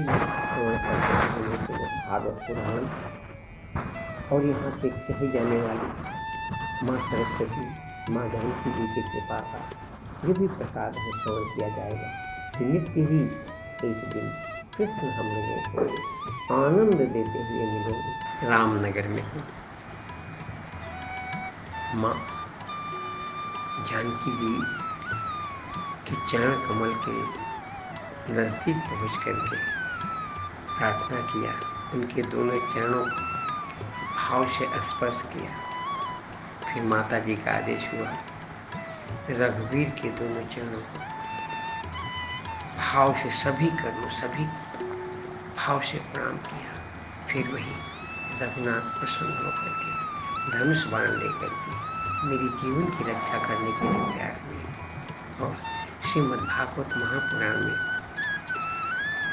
लगा दी सेवा में। वही श्रीमद् भागवत महापुराण नित्य की तरह आज मैं हरि प्रपन्न पाठ कर रहा हूँ। संस्कृत पारायण श्रीमद् भागवते तृतीय स्कंधे अध्याय 24 अथ चतुर्विंशो अध्यायः निर्वेदवादिनीमेवं मनोर्दुहितरं मुनिः दयालु शालिनी माः शुक्लाभिव्याहतं स्मरन् ऋषिर्वाच माखिदे राजपुत्रित्थ महात्मानं प्रत्यनिन्दिते भगवांस्तेक्षरो गर्भ मधुरात् सम्प्रतच्यते धृत्वाताशि भद्रं ते दमेन नियमेन च तपोद्रविण दानश्च श्रद्धया चेश्वरं भज सत्वज्राजितः शुक्लो वितन्न मामकं जसा चेता ते हृदयग्रन्थे मौदर्यो ब्रह्मभावना मैत्रेवाच देवहूत्यपि सन्देशं गौरवेण प्रजापते सम्यक् श्रद्धया पुरुषं कुशस्थमप यद्गुरुं तस्यां भवतु ते काले भगवान् मधुसूदन कार्दम वीर्यमापन्नो यज्ञेऽग्निरिव दारुणे अवादयन् सदा व्योक्ति बाधित्राणि घना घना गायन्ति तमस्मत्कन्धर्वा नित्यं नित्यत्सु मुदा पीतु सुमनसो दिव्या हेचरैः परवर्जिता प्रसीदुश्च दिशा सर्वा अम्भांसि च मनांसि च तत्कर्दमाश्रमपदं सरस्वत्या परिष्कृतं स्वयम्भूशाकमिकभिर्मरीचिभ्याभिरभ्यदात् भगवन्तं परब्रह्म सत्येन सेन शत्रुहं तत्त्वसंख्यान् विज्ञप्ते जातं विद्वानजस्वरात् सभाजयन् विशुद्धेन चेतसा तच्चिकीर्तितं प्रहस्यमाणैर्सुरभिः कर्दमं खेदमभ्यधात् ब्रह्मोवाच त्वया मे प्रचितिस्तात कल्पिता निर्दलीयता जन्मे संजगृहे वाक्यं भवान् मानदमानयन् एतावदेव शुश्रूषकार्यात् पितरिपुत्रते बाणमित्यन् मुन्येत गौरवेण पुरोर्वच इमा दुहितरः सभ्य तव वत्स मध्यमा सर्गमेतं प्रभावैः स्वैर्बृहयिख्यन्त्यनेकदा अतस्त्वमृखमुखेभ्यो यथाशीलं यथा रुचिः आत्मजा परिदेह्यद्य विष्णुः जशो भुवि वेदाहमाद्यं पुरुषमवतीर्णं स्वमायया भूतानां सेवधिं देहि बिभ्राणं कपिलं मुनेः ज्ञानविज्ञानयोगेन कर्मणामुद्धरं जटाः हिरण्यकेशः पद्माक्ष पद्ममुद्रापदाम्बुज एकमानविते गर्भ प्रविष्टः कैटभार्दन अविद्यासंशयग्रन्थिं छित्त्वा गां विचिरिक्ष्यति अयं सिद्धगणाधीशः साङ्ख्याचार्यसम्मतः लोके कपिलित्याख्यां गन्ता ते कीर्तिवर्धन मैत्रेयी उवाच तवाश्वास्य जगत्सृष्टा कुमारैः सह नारद हंसो हंसेन यानेन तिधाम परमं यजौ गते शतधितौ छत्तः कर्दमस्तेन चोदितः यथोदितं सुदहितः प्रदादिशुसजां तताः मरीचये कलां प्रदादान शूया मथात्रये श्रद्धा मरिङ्गसे यक्ष पुलस्त्याय हविर्भुवं पुलहाय गतिं युक्तां कतवे च क्रियां सतीं ख्यातिं च भगवे पृच्छत् विशिष्टयाप्यरुन्धतीम् अथर्वणे ददाक्षान्तिं या यज्ञोऽपि तन्यते विप्रभान् कृतोद्वाहन् सादरान् समलालयत् ततस्त ऋषियच्छत्तः कृतदारा निमन्त्रितं प्रतिष्ठन्नमापन्न स्वश्रवणमण्डलं स चावतीर्णत्रियुगमाज्ञाभिबुधर्कवं विविक्त उपसंगम्य प्रणम्य समभाषत अहो पापच्यमानानां निरयेष्वैर्मङ्गलैः कालेन भूयसानूनं प्रसन्दिन्ति हि देवताः बहुजन्म विकपक्केन सम्यक् योगसमाधिना दुष्टं यतन्ते जतयः शून्यागारेषु यत्पदं स एव भगवानद्य हेलनं न गणत्यनः गृहे खूजातो ग्राम्याणां जयस्वानां पक्षपोक्षणः स्वीयं वाक्यमतं कर्तुं मौतीर्णोऽसि मे गृहे चिकीर्षु भगवान् ज्ञानं भक्तानां मानवर्धन तान्येव तेभिरूपाणि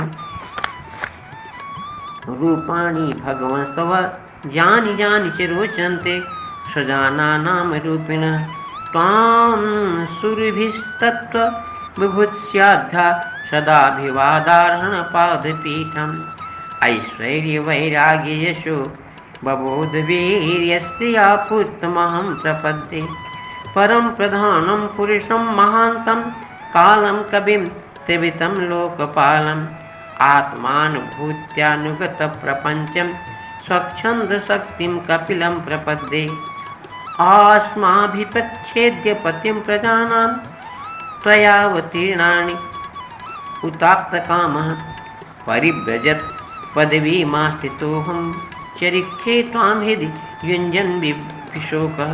शिवभगवानुवाच मया प्रोक्तमे लोकस्य प्रमाणं सत्यलौकिके अथा जानी मया तुभ्यं यदवोचमृतं मुने एतन्मे जन्मलोकेऽस्मिन् मुक्षूणां दुराशयात् प्रसंख्यानाय तत्त्वानां सम्पतायात्मदर्शने एक आत्मपथो व्यक्तो नष्टकालेन भूयश तं प्रवर्तितं देहमिमं विद्धि मया भृतं गच्छ कामं मया पृष्टो मयि सन्न्यस्तकर्मणा जित्वा सुदुर्जयं मृत्यु ममित्वाय मां भज ममात्मानं स्वयं ज्योतिः सर्वभूतगृहाशयम् आत्मन्नेवात्मना वीक्ष विशोको भयमेक्षसि।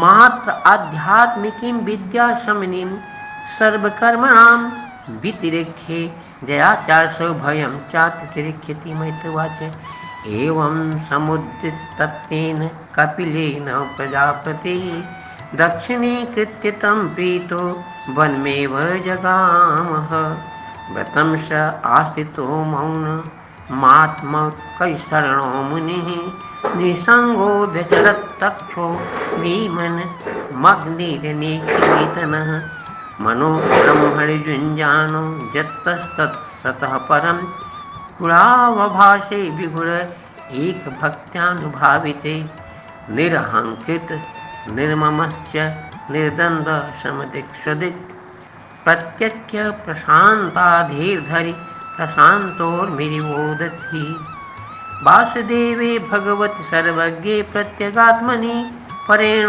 भक्तिभावेन लब्धात्मा मुक्तबन्धनः आत्मानं सर्वभूतेषु भगवन्तमवस्थितम् अपश्यत् सर्वभूतानि भगवत्यपि चात्मनि इच्छाद्वेषविहीनेन सर्वत्र समचेतसा भगवद्भक्तियुक्तेन प्राप्ता भागवती गतिः।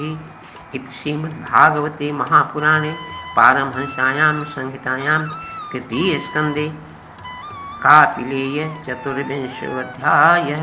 श्रीकृष्णः शरणं मम।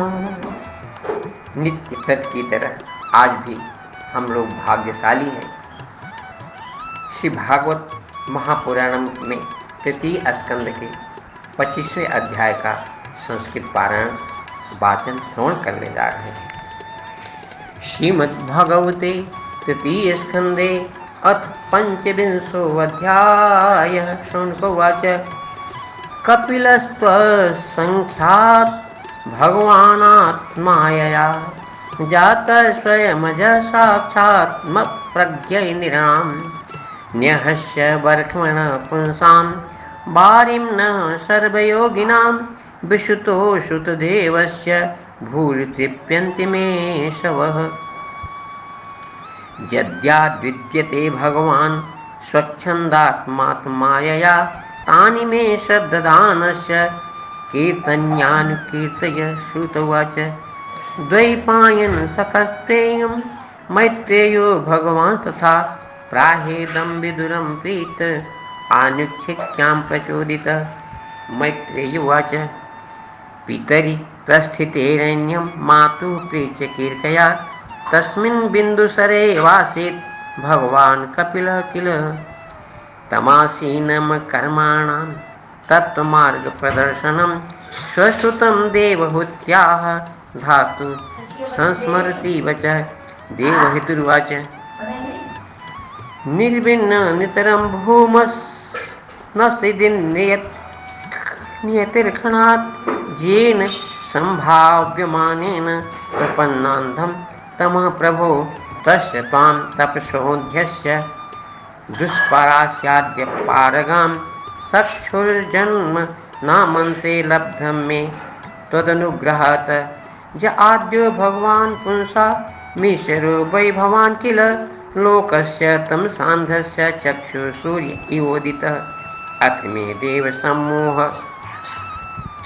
मपातष्टुं तमर्हसि यो आग्नोह मेति ते तस्मिन् योजितस्त्वया तं त्वागताहं शरणं शरण्यं प्रभृत्य संसारतरो कुठारां जिज्ञासयाहं प्रकृते पुरखस्य नमामि सद्धर्मविदां वसिष्ठं मृत्युवच इति श्वामातु निर्वद्य मीप्सितं निशम्य पुंसाम पर्गवर्धनं धियाभिनन्द्यात्मावतां शतां गतिवर्भाकाश इकिस्तत्शोभिताननः।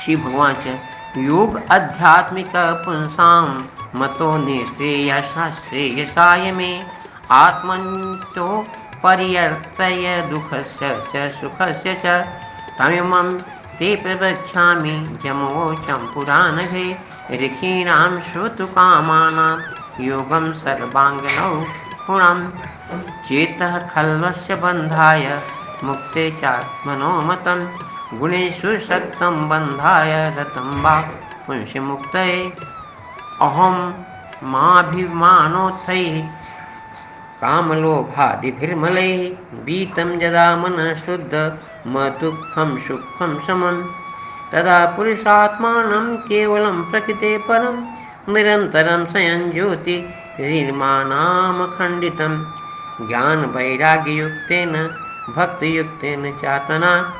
परिपश्यत्युदासीनां प्रकृतिं च हतोजसं न युज्यमानाय भक्त्या भगवत्यखिलात्मनि सदिशोऽस्ति शिवः पन्था योगिनां ब्रह्मसिद्धये प्रसङ्गमजरं पाशामात्मनः कवयो विदुः स एव साधुको कृतो मोक्षद्वारमपावितं तितिक्षः कारुणिकाकशुद्धः सर्वदेहिनाम् अजातशत्रः शान्ता साधवः साधुभूषणाः मज्जन्नन्ये भावेन भक्तिं कुर्वन्ति ये दृढं मत्कृते त्यक्तकर्माणश्चन्न बान्धवाः मदाश्रया कथामिष्टा शृण्वन्ति कथयन्ति च तपन्ति विविधास्ताप नैतान् मद्गतचेतसा त एते साधवः साध्वी सर्वङ्गसङ्गविवर्जिता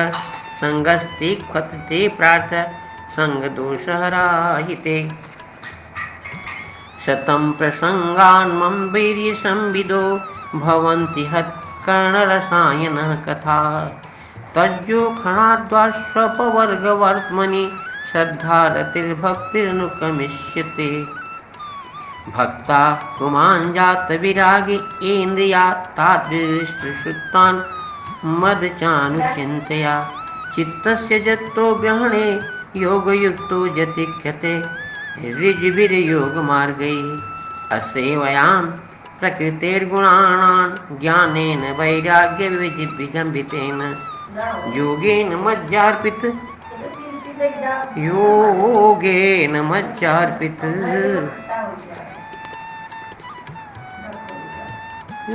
मज्जार्पित च भक्त्या मां प्रत्यगमात्मा विवारुन्दे देवहुतिर्वाच काचित्वाच्युता भक्ति कीदृशी मां गोचरा जयापदं ते निर्वण्य मुञ्जसान्वासहं यो योगो भगवादृष्णो निर्वाणः संस्त्वयोदितः क्रीडिशः कृतिचाङ्गानि जतस्त्वा गोधनं तदेन्मे बीजानीहि जाथाहं मन्दे हरे सुखं बुद्धे दुर्बोधं जोखा भवदनुग्रहात् मैत्रवाच विदित्वार्थां कपिलो मातुरित्थं जाते सहोजत् तन्नभाजिभाजताः तत्त्वान्मायं यत प्रव्यन्ति साख्यं प्रभोचै भक्ति वितानि योगं शिवोवाच देवानां गुणलिङ्गानां मनुष्यमणकर्मणां सत्त्वा एवैकमनसो व्यक्तिं स्वाभाविकी तुजा अनिमित्ता भगवती भक्ति सिद्धिर्गरीयसी जलत्यासु जाकांशं निज्ञेन मनोजता नैकात्मतां मे स्पृशन्ति केचित् मत्पाद सेवा भरिता मदीहा। जोन्योन्यतो भागवतः प्रसज्य सभाजयन्ते मम पौरुखाणि। पश्यन्ति ते मे रुचिराण्यम्ब सन्तः प्रसन्न व्यकुराणुलोचनानि। रूपाणि दिव्यानि वरप्रदानि साकं वाचं सप्रेरणां वदन्ति। प्रदर्शनीया वयैरुदार विलाससाहे क्षितवासुसूक्तैः। हतात्मनो हत्प्राणांश्च भक्तिर्नक्षते तां गतिमपरीं प्रयुङ्क्ते। अथो विभूतिं मम वाय विनस्तौ मैश्वर्यमक्षङ्गमनुप्रवृत्तं। श्रियं भगवतीं स्पृहन्ति भद्रां परस्य मे ते सुवते तु लोके। न कहिचिन्मत्परा शान्तरूपे नक्षन्ति नो मे किनिमिखो लोढिहेति। जेखामहं प्रिय आत्मा सुतश्च सखा गुरुसुहृदो दैवमिष्ट।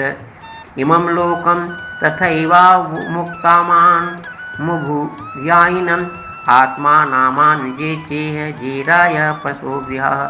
विसृज्य सर्वानन्याश्च मामेवं विश्वतो मुखं भजन्त्यनन्यया भक्त्या तान्मृत्योरिपारे। नान्यत्र मद्भगवतः प्रधानपुरुषेश्वरात् आत्मनः सर्वभूतानां भयं तीव्रं निवर्तते। मद्भक्त्याद्गति वातोऽयं सूर्यस्तपति मद्भयात् वर्गतेन्दो दहत्यग्निर्मृत्युश्चरति। मद्भयात् ज्ञानवैराग्ययुक्तेन भक्तियोगेन योगिनः क्षेमाय पदामूलं मे प्रविश्यन्त्यकुतो भयम्। एतावनेव लोकेऽस्मिन् पुंसां निःशेषोदय तीव्रेण भक्तियोगेन मनोमज्जकृतं। श्रीमद्भागवते महापुराणे पारमहंस्यां संहितां तृतीय स्कंधे कापिलेयोपाख्याने 25 अध्यायः। श्री कृष्ण चरणमस्तु। श्रीमन्नारायण चरणों शरणं प्रपद्ये। श्रीमते नारायणाय नमः। हम लोग अति भाग्यशाली हैं। भगवान स्वयं कृपा करके पहले तो मनुष्य देह ही दे दिए, उसके बाद अपने सभी गुणों को अंदर रख करके बाहर से श्रीमद्भागवत महापुराणम का नित्य सेवा प्रसाद दे रहे हैं। वाचन और श्रवण करने का अवसर नित्य की तरह आज भी हम लोग श्रीमद्भागवतम महापुराण के तृतीय स्कंध के 25वें अध्याय का हिंदी रूपांतरण वाचन श्रवण करने जा रहे हैं। यह रामनगर राम की महिमा और माँ जानकी जी की श्री कृपा महात्मा है। श्री कृष्ण शरणं मम देवहूति का प्रश्न तथा भगवान कपिल द्वारा भक्ति योग की महिमा का वर्णन। शौनक जी ने पूछा, सूत जी, तत्वों की संख्या करने वाले भगवान कपिल साक्षात अजन्मा नारायण होकर भी लोगों को आत्मज्ञान का उपदेश करने के लिए अपनी माया से उत्पन्न हुए थे। मैंने भगवान के बहुत से चरित्र सुने हैं, तथापि इन योगी प्रवर पुरुष श्रेष्ठ कपिल जी की कीर्ति को सुनते सुनते मेरी इंद्रियां तृप्त नहीं होती। सर्वथा स्वतंत्र श्री हरि अपनी योग माया द्वारा भक्तों की इच्छा के अनुसार शरीर धारण करके जो जो लीलाएं करते हैं वे सभी कीर्तन करने योग्य हैं। अतः आप मुझे वे सभी सुनाइए, मुझे उन्हें सुनने में बड़ी श्रद्धा है। कहते हैं मुने, आपकी ही भांति जब विदुर ने भी यह आत्मज्ञान विषयक प्रश्न किया तो श्री व्यास के सखा भगवान मैत्री जी प्रसन्न होकर इस प्रकार कहने लगे। श्री मैत्री जी ने कहा, विदुर जी, पिता के वन में चले जाने पर भगवान कपिल जी माता का प्रिय करने की इच्छा से उस बिंदुसर तीर्थ में रहने लगे। एक दिन तत्व समूह के पारदर्शी भगवान कपिल कर्म कलाप से विरत आसन पर विराजमान थे। उस समय ब्रह्मा जी के वचनों का स्मरण करके देवहूति ने उनसे कहा, देवहूति बोली, भ्रमण, प्रभु, इन दुष्ट इंद्रियों की विषय लालसा से मैं बहुत ऊब गई हूँ और इनकी इच्छा पूरी करते रहने से ही घोर अज्ञानांधकार में पड़ी हुई हूँ। अब आपकी कृपा से मेरी जन्म परंपरा समाप्त हो चुकी है। इसी से इस दुष्ट अज्ञानांधकार से पार लगाने के लिए सुंदर नेत्र रूप प्राप्त हुए। आप संपूर्ण जीवों के स्वामी भगवान आदि पुरुष तथा अज्ञानांधकार से अंधे पुरुषों के लिए नेत्र स्वरूप सूर्य की भांति उदित हुए। देव, इन देह गेह आदि में जो मैं और मेरेपन का दुराग्रह होता है वह भी आपका ही कराया हुआ है। अतः अब आप मेरे इस महामोह को दूर कीजिए प्रभु। आप अपने भक्तों के संसार रूप वृक्ष के लिए कुठार के समान हैं। मैं प्रकृति और पुरुष का ज्ञान प्राप्त करने की इच्छा से आप शरणागत वत्सल की शरण में आई हूँ। आप भागवत धर्म जानने वालों में सबसे श्रेष्ठ हैं। मैं आपको प्रणाम करती हूँ। श्रीमती तेजी कहते हैं, इस प्रकार माता देवहूति ने अपनी जो अभिलाषा प्रकट की वह परम पवित्र और लोगों का मोक्ष मार्ग में अनुराग उत्पन्न करने वाली थी। उसे सुनकर आत्मज्ञ सत्पुरुषों की गति श्री कपिल जी उसकी मन ही मन प्रशंसा करने लगे और फिर मृद मुस्कान से सुशोभित मुखारबिंद से इस प्रकार कहने लगे। भगवान कपिल ने कहा, माता, यह मेरा निश्चय है कि आध्यात्म योग ही मनुष्यों के आत्यांतिक कल्याण का मुख्य साधन है, जहाँ दुख और सुख की सर्वथा निवृत्ति हो जाती है। साथ ही सब अंगों से संपन्न उस योग का मैंने पहले नारदादि ऋषियों के सामने उनकी सुनने की इच्छा होने पर वर्णन किया था। वही अब मैं आपको सुनाता हूँ। इस जीव के बंधन और मोक्ष का कारण मन ही माना गया है। मन ही सब कुछ है। विषयों में आसक्त होने पर वह बंधन का हेतु होता है और परमात्मा में अनुरक्त होने पर वही मोक्ष का कारण हो जाता है। जिस समय यह मन और मेरेपन का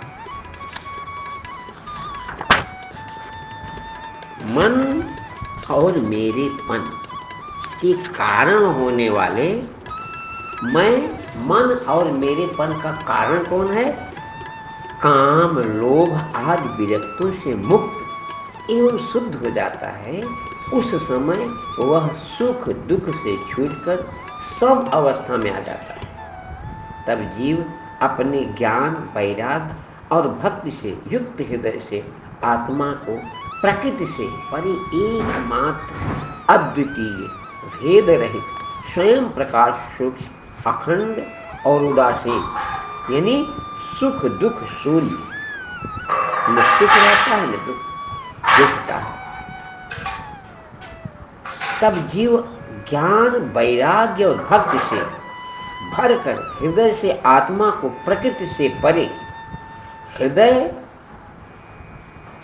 से आत्मा को प्रकृति से परे एकमात्र अद्वितीय भेद रहित स्वयं प्रकाश सूक्ष्म अखंड और उदासीन। उदासीन का मतलब सुख दुख से शून्य दिखता है तथा प्रकृति को शक्तिहीन अनुभव करता है। योगियों के लिए भगवत प्राप्ति के निमित्त सर्वात्मा श्री हरि की प्रीति की हुई भक्त के समान और कोई मंगलमय मार्ग नहीं है। विवेकी जन संग या आसक्ति को ही आत्मा का अछेद्य बंधन मानते हैं, किंतु वही संग या आसक्ति जब संतों महापुरुषों के प्रति हो जाती है तो मोक्ष का खुला द्वार बन जाती है। धन्य हो प्रभु। विवेकी जन संग या आसक्ति को ही आत्मा का अछेद्य बंधन मानते हैं। संग और आसक्ति को तो अछेद्य बंधन मानते हैं, किंतु वही संग और आसक्ति यदि भक्तों में हो जाए, कथा सुनने में हो जाए, तो मोक्ष का खुला द्वार बन जाती है। जो लोग सहनशील, दयालु, समस्त देहधारियों के अकारण हेतु बिना कारण प्रेम करने वाले, किसी के प्रति भी शत्रुभाव न रखने वाले, शांत, सरल स्वभाव और सब पुरुषों का सम्मान करने वाले होते हैं, जो मुझ में अनन्य भाव से सुदृढ़ प्रेम करते हैं, मेरे लिए संपूर्ण कर्म तथा अपने सगे संबंधियों को भी त्याग देते हैं और मेरे परायण होकर मेरी पवित्र कथाओं का श्रवण कीर्तन करते हैं तथा मुझ में ही चित्त लगाए रहते हैं, उन भक्तों को संसार के तरह तरह के ताप कोई कष्ट नहीं पहुंचाते। साथ ही ऐसे ऐसे सर्व संग परित्यागी महापुरुष ही साधु होते हैं। सर्व संग परित्यागी महापुरुष साधु होते हैं। तुम्हें उन्हीं के संग की इच्छा करनी चाहिए। क्यों?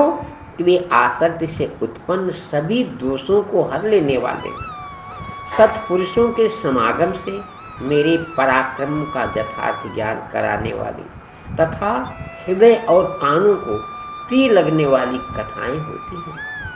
उनका सेवन करने से शीघ्र ही मोक्ष मार्ग में श्रद्धा, प्रेम और भक्ति का क्रमशः विकास होगा।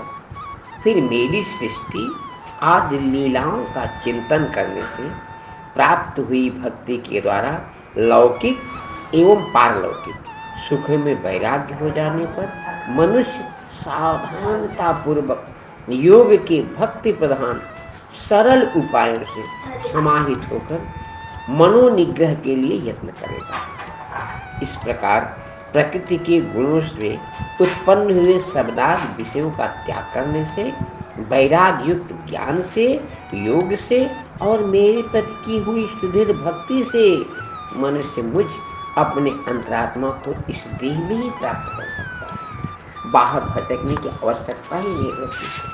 देवहूति ने कहा, भगवान आपकी समुचित भक्ति का स्वरूप क्या है और मेरी जैसी अबलाओं के लिए कैसी भक्ति ठीक है, जिससे कि मैं यह सहज में ही आपके निर्वाण पद को प्राप्त कर सकूं।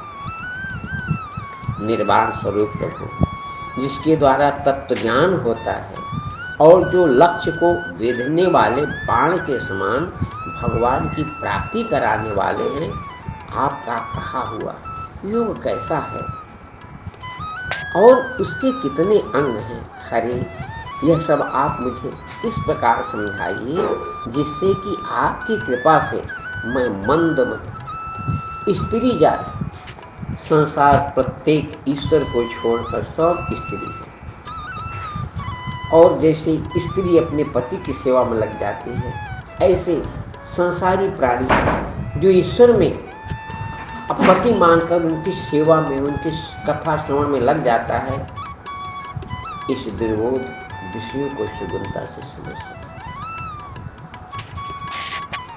मैं स्त्री जाति भी इस दुर्बोध विषय को सुगमता से समझ, ऐसा समझाइए प्रभु। श्री मैत्री जी कहते हैं, विदुर जी जिसके शरीर से उन्होंने स्वयं जन्म लिया था, उस अपनी माता का ऐसा अभिप्राय जानकर कपिल जी के हृदय में स्नेह उमड़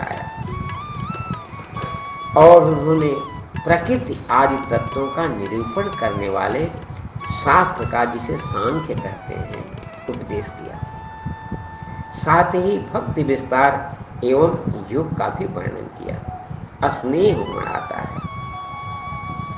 शिव भगवान ने कहा, माता जिसका चित्त एकमात्र भगवान में ही लग गया है, ऐसे मनुष्य की वेद विहित कर्मों में लगी हुई तथा विषयों का ज्ञान कराने वाली कर्मेंद्रियां एवं ज्ञानेंद्रियां दोनों प्रकार की इंद्रियों की जो सत्व मूर्ति श्री हरि के प्रति स्वाभाविक प्रवृत्ति है, वही भगवान की अहेतुकी शक्ति है। यह मुक्ति से भी बढ़कर है, क्योंकि जठरानल जिस प्रकार खाए हुए अन्न को पचाता है अपने अंदर, उसी प्रकार यह भी कर्म संस्कारों के भंडार रूप लिंग शरीर को तत्काल भस्म कर देता है। मेरी चरण सेवा में प्रीति रखने वाले और मेरी ही प्रसन्नता के लिए समस्त कार्य करने वाले कितने ही बड़भागी भक्त, जो एक दूसरों से मिलकर प्रेम पूर्वक मेरे ही पराक्रमों की चर्चा किया करते हैं, मेरे साथ एक ही भाव साधुज्य मोक्ष की भी इच्छा नहीं करते। माँ, वे साधुजन अरुण नयन एवं मनोहर मुखारबिंद से युक्त मेरे परम सुंदर और वरदायक दिव्य रूपों की झांकी करते हैं और उनके साथ सप्रेम संभाषण भी करते हैं, जिसके लिए बड़े बड़े तपस्वी भी लालायित रहते हैं। दर्शनीय अंग प्रत्यंग, उदार हास विलास, मनोहर चित्तों और सुमधुर वाणी से युक्त मेरे उन रूपों की माधुर्य में उनका मन और इंद्रियां फंस जाती हैं। ऐसी मेरी भक्ति न चाहने पर भी उन्हें परम पद की प्राप्ति करा देती है। अविद्या की निवृत्ति हो जाने पर यद्यपि वे मुझ मायापति के सत्यादि लोकों की भोग संपत्ति, भक्ति की प्रवृत्ति के पश्चात स्वयं प्राप्त होने वाली अष्ट सिद्धि अथवा वैकुंठ लोक की भगवती ऐश्वर्य की इच्छा नहीं करते, तथापि मेरे धाम में पहुंचने पर उन्हें वे सब विभूतियां स्वयं भी प्राप्त हो जाती हैं। न चाहने पर भी सब विभूतियां प्राप्त हो जाती हैं, जिनका एकमात्र मैं ही प्रिय आत्मा, पुत्र, मित्र, गुरु, श्रीद और इष्टदेव, वे मेरे ही आश्रम में रहने वाले भक्तजन शांतिमय वैकुंठ धाम में पहुंचकर किसी प्रकार भी इन दिव्य भोगों से रहित नहीं होते और न उन्हें मेरा कालचक्र ही ग्रास सकता है। माता जी, जो लोग इहलोक, परलोक और इन दोनों लोकों में साथ जाने वाली वासनामय लिंग देह को तथा शरीर से संबंध रखने वाले जो धन, पशु एवं गृह आदि पदार्थ हैं, उन सब को अन्यान्य संग्रहों को भी छोड़कर अनन्य भक्ति से सब प्रकार मेरा ही भजन करते हैं। उन्हें मैं मृत्यु रूप संसार सागर से पार कर देता हूँ। मैं साक्षात भगवान हूँ, प्रकृति और पुरुष का भी प्रभु हूँ तथा समस्त प्राणियों का आत्मा। मेरे सिवा और किसी का आश्रय लेने से मृत्यु रूप महाभय से छुटकारा नहीं मिल सकता। मेरे भय से यह वायु चलती है, मेरे भय से सूर्य तपता है, मेरे भय से इंद्र वर्षा करता और अग्नि जलती है तथा मेरे ही भय से मृत्यु अपने कार्य में प्रवृत्त होता है। योगी जन ज्ञान वैराग्य भक्ति योग के द्वारा शांति प्राप्त करने के लिए मेरे निर्भय चरण कमलों का आश्रय लेते हैं। संसार में मनुष्य के लिए सबसे बड़ी कल्याण प्राप्ति यही है कि उसका चित्त तीव्र भक्ति योग के द्वारा मुझ में लगकर स्थिर हो जाए, अन्य कहीं न जाए। ये भगवान की बहुत बड़ी कृपा होती है। जब हम भगवान की शरणागति प्राप्त कर लेते हैं तो नित्य सोच करके देखने की जो आनंद मिलेगी वही श्री कृष्ण। उनकी सारी लीलाएं अपने आप सब इंद्रियों को आनंद पहुंचाती है। जैसी बात